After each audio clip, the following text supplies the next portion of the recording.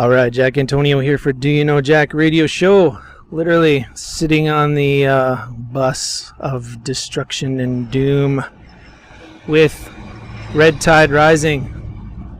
How's it going, man? Actually, why don't we do this? I haven't done this before, but why don't you guys just each introduce yourselves? I'm Andrew. I play guitar. I'm Matt. I'm the vocalist.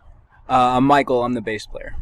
So Andrew, now just reading a little bit up on you guys, you've been a working band for 8 years in the Colorado area, but yet your younger brother here seems a little young, short in the tooth maybe. How'd that go about?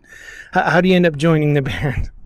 We started off young, just because we wanted to develop and get used to how a band worked. So we started this in between my freshman and sophomore year of high school, and just started off with playing covers just to familiarize ourselves with what it's like to play in a band. It's always easier to do that, and then from there just progressed into writing our own original material and just keeping up with it because we love to do it. So were you guys just sort of playing small sweaty garages type thing? Is that sort of how Red Tide Rising started out, or? Yeah, everybody does. Toe Tavern. Oh man. Yeah, I always had a problem with the way venues were so restrictive of my age. It just pissed me off so much. I was put into corners, fucking babysat. It was just stupid. It's God. I struck a nerve, maybe. Well, you were 13, though, man. Yeah, but still, I had to deal with that shit, on the Drowning Pool tour at, 18, 19? I was 19 for that. Finally, I'm free of that crap. So, it's been a lot of local shows leading up into opening up for nationals, then getting invited to the nationals, kind of like what we're doing right now, so... It was we started. It's a grind. Yeah, well, for sure, man. Well, now who are your guitar idols, Andrew? Early on, definitely Angus Young.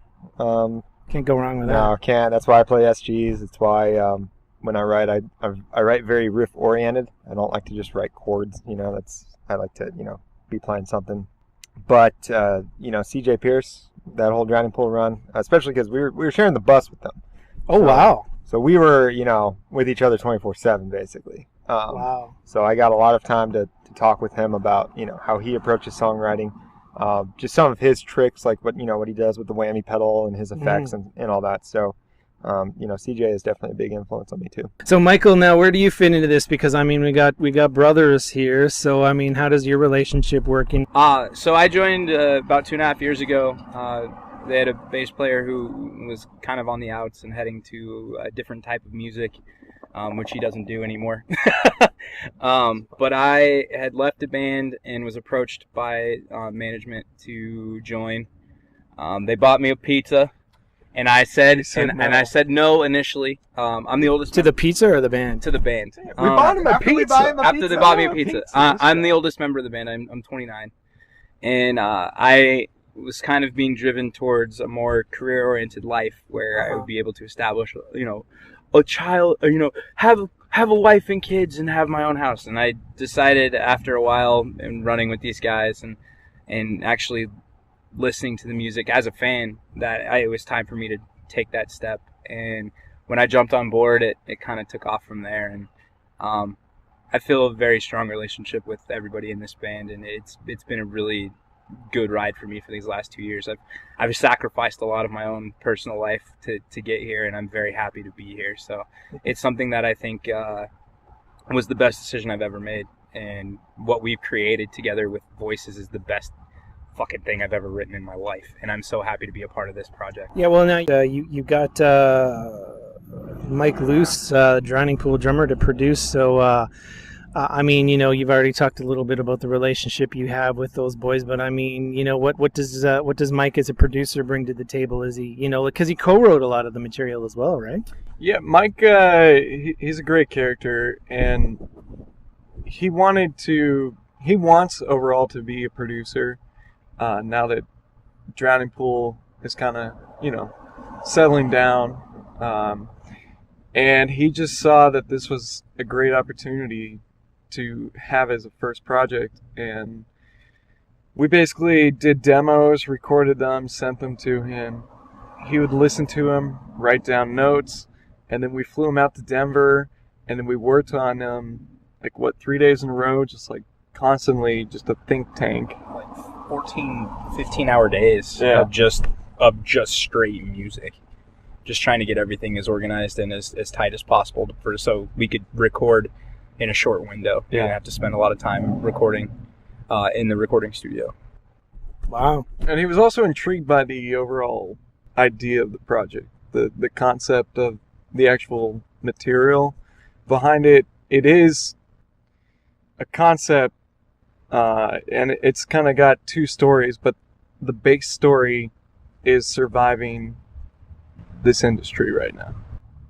So, Writing on the Wall is about kind of we've seen what the end looks like for most, and we're trying to avoid that. You're Nothing But Shit is all the shitty people we encounter in this industry. Suffocate deals with addictions and all that stuff. Sound of Voices Screaming is just about being silent all the time, being silenced by radio, big radio and all that, because nobody does shit anymore for that. And then New Breed is about taking those people and putting them in their place. So that's New Breed is really the goal of what I wish to accomplish. It's not necessarily what's going on right now. So, all that being said, he just came right out. That's why he was intrigued by the concept. What does a Red Tide Rising show look like? I've seen different pictures of masks, and I've seen you without the mask on, and I'm trying to make some sense of all this. We start out the set all wearing masks. It's just kind of to, like Matthew said, the song's about seeing what usually is the end for a band in the music industry and trying to change that. And along with that concept, we start off with the masks where we don't have voices, and then after the first song, we take them off because we're saying, nope, we're here. You're going to listen to us. We have a voice. We have an identity. You need to pay attention. And we're trying to change things. And that's a big part of, what this band is. We're trying to change some of the old habits of the music industry. Just, what Drowning Pool taught us with hospitality, how you need to treat each other, support each other. And then obviously, bands are basically screwed these days for, finances, labels fall through all the time. You're constantly in debt. So it's, there's nothing we could probably do about it, but we can yell and make noise and maybe somebody will listen and try and change things a little bit, further down the road. But yeah, so we start off with the masks, take them off. But it's just high energy the whole time. Michael slams all the time. Matthew, he's just got that presence on stage that, you just can't ignore him. And it's intriguing. He wears the mask the longest of all of us. And he takes it off and Suffocate. And he's very dramatic with it. So it's just your eye's going to be mostly drawn to Matthew all the time. But if you want to look away for a second, you're going to be entertained by the rest of us. He said visuals, but also vocally, I kind of keep it on the, is this guy insane? I tried to, especially in the song Mad World, it's like Two-Face, but for vocals. And one sentence will be just a heartfelt scream. The next is choir boy. And I think that's what people love, and I love that I can do that live and keep doing it. And it all is possible because of vocal training for as long as I've been doing, working with my vocal teacher and doing the Zen screaming and stuff like that. I've been able to do some character. And I think that is a big reason why we as a band have grown, is because Matthew's vocals have grown so immensely over the last 2 years. And it's allowed us the opportunity to play with some different styles and sounds, and especially with Mad World, which is a fantastic cover that we do. It's something that I think brings an intensity to the show that no one really expects, and when it comes out, it's absolutely unbelievable. Well, right on, guys. You know, I really appreciate you taking the time to hang out with me here and just chat a little bit about what you're doing.